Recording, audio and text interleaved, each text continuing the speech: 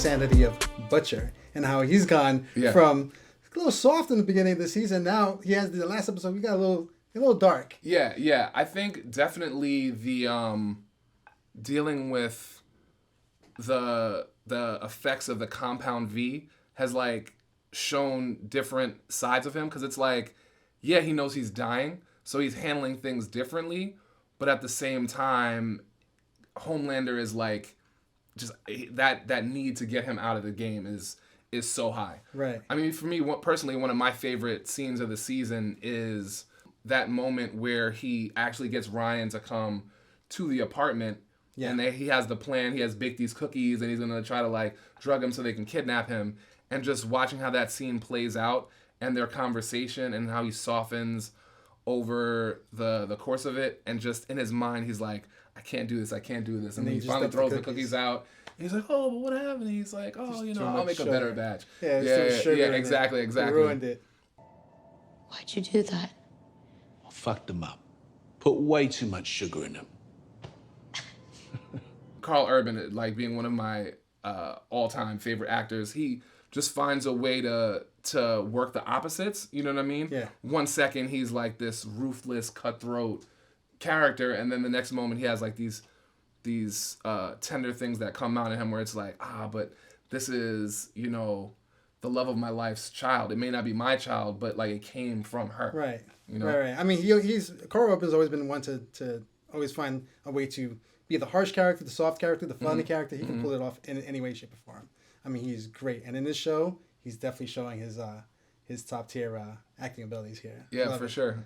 He has this constant struggle throughout the season of, how can I accomplish my mission to get these dangerous superheroes out of here, but at the same time preserve my relationship with Ryan. His humor is great too, and the simple fact that he even points out, hey, look, I almost did it. I didn't do it. Yeah. But, cut me some slack. I'm with you guys. Yeah. So he's great. He's absolutely great. Yeah, because the team, especially at the beginning of the season, they're done with him. Yeah. Like outside of Huey, they're just like, get him out of here. Especially Starlight. Starlight is like, just get him out of here. Like, she wants nothing to do with him. They are constantly butting heads. Yeah. Him and Eminem, Mother's Milk. Eminem. Eminem. Yeah. Eminem. Yeah. I mean, he whooped his ass, and he just couldn't deal with it anymore. But somehow he's still there. Yeah, I feel like Laz Alonso is like as Mother's Milk is like the conscience of the show. Yeah, he's Mother Goose. Yeah. I love it because it's like he has this such history with Butcher, but at the same time, it's like, I can't put up with any of your BS anymore. It's like, you're bringing us down, and I got to get him out. But, as Butcher does, he always finds a way to get back in there. Right. He swindles his way in, and Mother's Milk is, you can tell that, they're old comrades. They've been through the shit. He's treating Butcher like he's just this washed out alcoholic, but he knows he has the skill set to accomplish something. When he says he's going to do something, he does it, and he does it well. Today's video sponsor is filmmaker Lynn March, who is promoting her film Unreported. Let's take a look at the trailer now.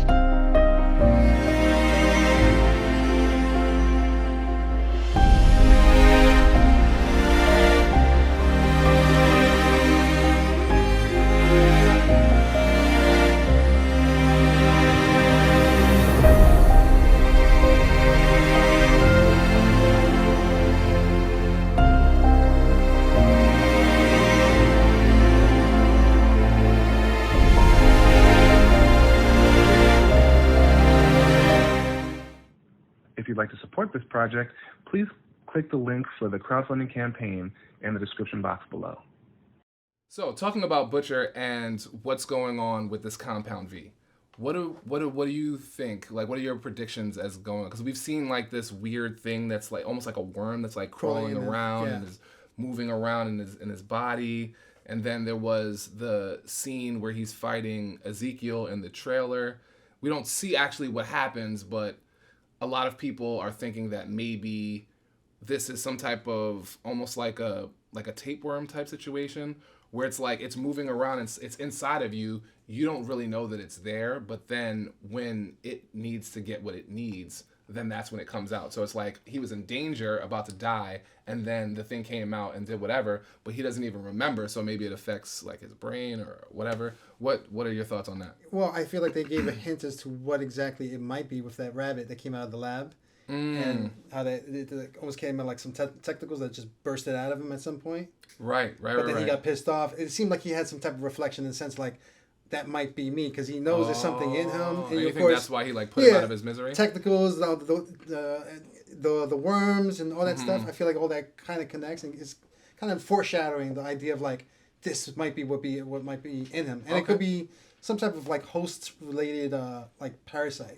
Where think of it like almost like a reflection of like how Venom is, or how or whatever the other characters are similar to that.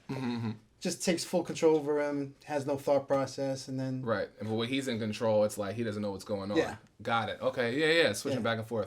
I feel that. But I definitely think that rabbit is that situation with the like technicals. Yeah, that foreshadowing right then and there. Yeah, it's definitely interesting to think about, because I've been going back and forth in my mind trying to figure out like where it's going to go, because we know that next season is going to be the last season. So do you think that this is going to be the thing that does take Butcher out in the end? Well, I don't think he's not going to survive. So you think for sure he's going to die? 100%? He's going to die. And what aspect of how he's going to die, I'm not sure about. But before the series ends, or the series will end, with his death. He's going to die. That's my prediction. Gotcha. And I mean, I feel like I'm cheating because I read the book, but it's definitely veering off a lot from the original source material. Yeah. So it is safe to say that there's a possibility he may not, but I'm almost pretty sure that's where they're aiming for. The character's going to die, whether it's at the hands of Homelander, whether he just succumbs to the virus that's in the system, or other. Who knows? Yeah. No, I feel that. Also with like the hallucinations. So he's seeing his wife, you know what I'm saying? And we know for sure she's an hallucination because she's dead. Right. But there's also been some people who think that possibly Joe Kessler, a.k.a. Monkey, is also a hallucination. Now, we already know that he has history with Butcher from the past and the things that they've done. But at the same time, he's kind of been that voice, is always taking him back to like that darker side. Right. So do you think that he's actually there? Because if you think about it, when you really watch the episodes, he hasn't interacted with anybody else. Exactly. Right. Exactly. Right. Now that you're mentioning it, I'm thinking about it. You could be right. That could actually be something that they've done. Even though I've seen that trope before, and a bunch of stuff, even recently. But it's working, and I'm okay with it. Yeah. And the fact that it's this guy, Jeffrey Dean Morgan, like yeah. Phenomenal. Just having him on the show, even if it's only for a little bit, is definitely it elevates worth the show, 100%, for sure. and he elevates every scene he's in, so it doesn't really matter. Yeah, 100%. You know what? It probably would make more sense if he was a hallucination as opposed to a real person. Right. And then, of course, he's definitely mirroring Homelander in the sense of his hallucinations with his own self. And exactly. So so it's like both sides of the spectrum. Yeah, different. Exactly. Yeah, I got you. Hero, villain, hero. Hard to tell these days. Yeah, exactly. Which is pretty much leaning to the point where him and Homelander could almost be like siblings. That being said, I think the only caveat, the only thing that will hold him back from doing anything or everything is Ryan. But if Ryan gets too influenced by Homelander, he might be another one on the chopping block. I think it will definitely be interesting to see throughout the rest of the season, now that Ryan is saying that he wants to help people, how Homelander is going to nourish that in him, because we saw what he did the first time, and though it was so wonderful to see that director get his comeuppance, it's not really... I mean, he did a good thing for the girl, but then he still accomplished it by doing a terrible thing. Right. So he can... That's the first... and it's that smile that he had at the end. Very, very creepy. Very ominous. Because now it solidifies in his mind, I want to help people, but he's not doing it in a way that is... just. Yeah.